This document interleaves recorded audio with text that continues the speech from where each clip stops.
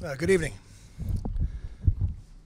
I want to start by thanking Jerry Kill for allowing me to take part today in a day to recognize the Epilepsy Foundation. I know some of the other coaches in the Big Ten you saw wearing the same pin that I'm wearing. I know it's something that's very important to him and his family, but I really appreciate the fact that he allowed me to be a part of that today.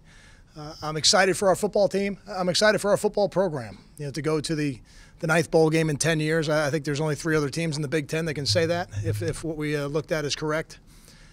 And I think it's a really exciting day for this group of seniors.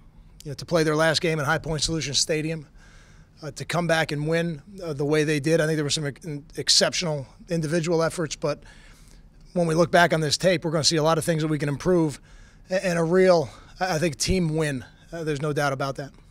Questions? Kyle, as good as it was for the seniors, just to talk a little bit about the 2 freshman running backs and the performance they had. Yeah, I got the final statistics here. 5.7 yards a carry for Josh, 7.5 for Robert. Josh had a 21-yard run. Robert had a 47-yard run. Some of the things that we've been lacking in the run game, they were able to help us produce today, because it's not just them, but it is a little bit of them breaking some tackles, making some people miss. And to make some big plays in the run game was important for us to operate on offense, and they were able to do that today. Did Josh show you anything today that you hadn't seen just in practice or in his limited action? I think he showed it to us in the game. It's never the same in the game as it is in practice. So we thought Josh was a really talented running back out of high school. And when we moved him to defense, we felt like he could help us there.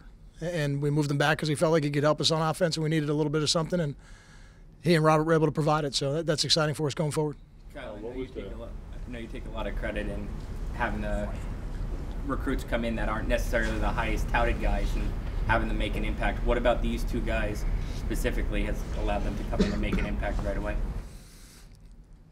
I don't ever worry about how they're rated. I know you guys have heard me say that before. We've got some guys in the program that were really highly rated, and I couldn't even tell you what either one was rated. Maybe Robert wasn't rated that high because he was hurt his senior year, but I will tell you that when we recruited him, we thought we recruited 2 really talented running backs, and I'm excited that it's playing out that way for them.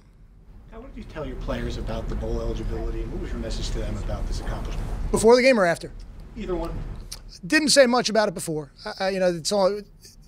The situation is different than last year to me, because last year it was the last game. We have 2 more games on our schedule, so I didn't think it was the same situation, so we didn't address it. They're certainly aware of it. Everybody in the country, when you get to 5, is aware that 6 is the magic number. But after the game, I told them how proud I was, and I told them they should be proud of it.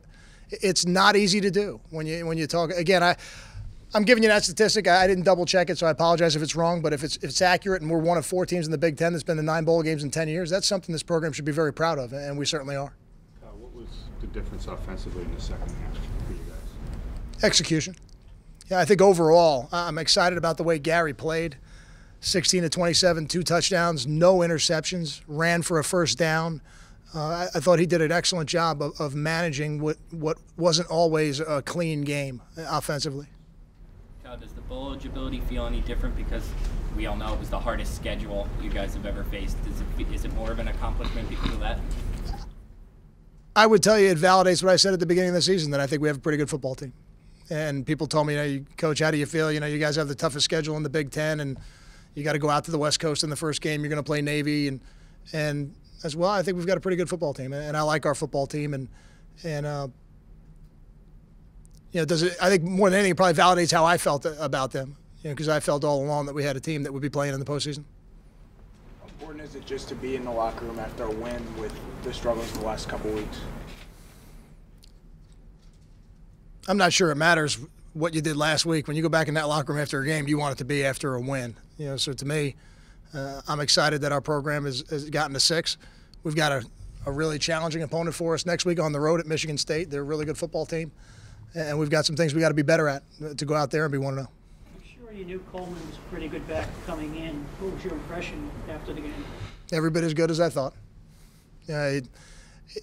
Some of the running backs we've seen this year are the type of players that if you misfit a gap, they're going to make you pay, and you saw it at the end of the first half. You misfit one gap, and now I'm not sure what their mindset was, but usually when you hand the ball off in that situation, it's to run out the clock. You'd have to ask Kevin, but it goes from that to a touchdown. So I think, again, though, I would tell you that with that happening in the game, it speaks to how mentally tough this football team is and how mature this football team is, that they're able to go into halftime and then come out, and then he breaks another big run.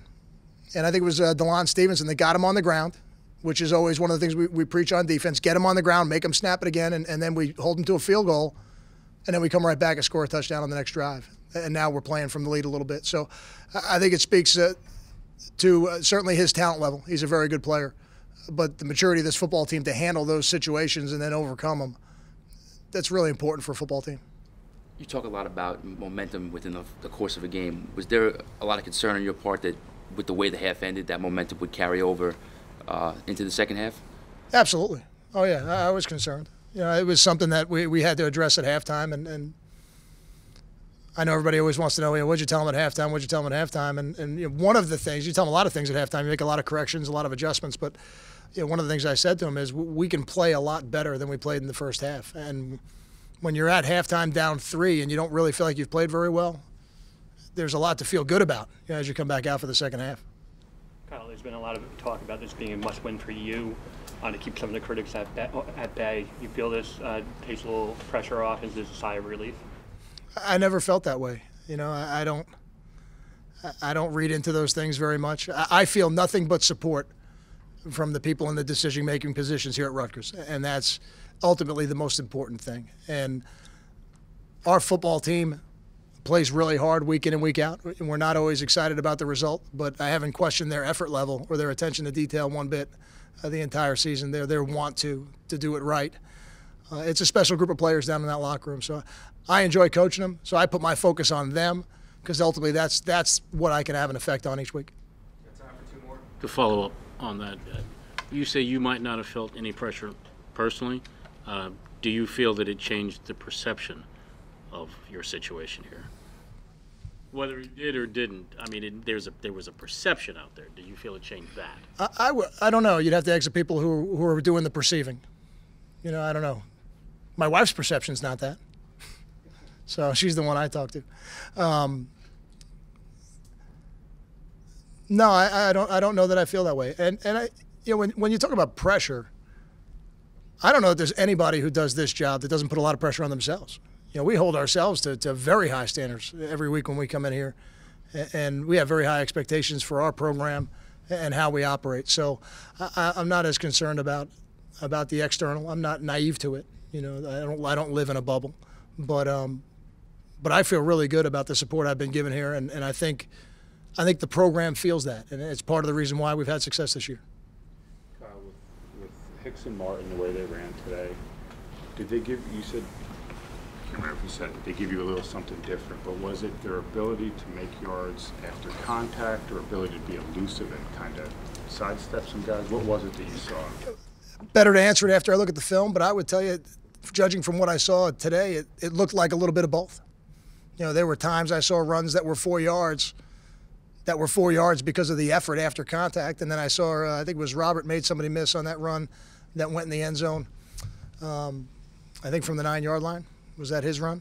Okay, so I think he shook somebody on that one. So, and teams that run the ball effectively, that's how it works. That's how it happens. You'd love to scheme it up and block everybody perfectly on every play, but there's just not a lot of that happening all around college football.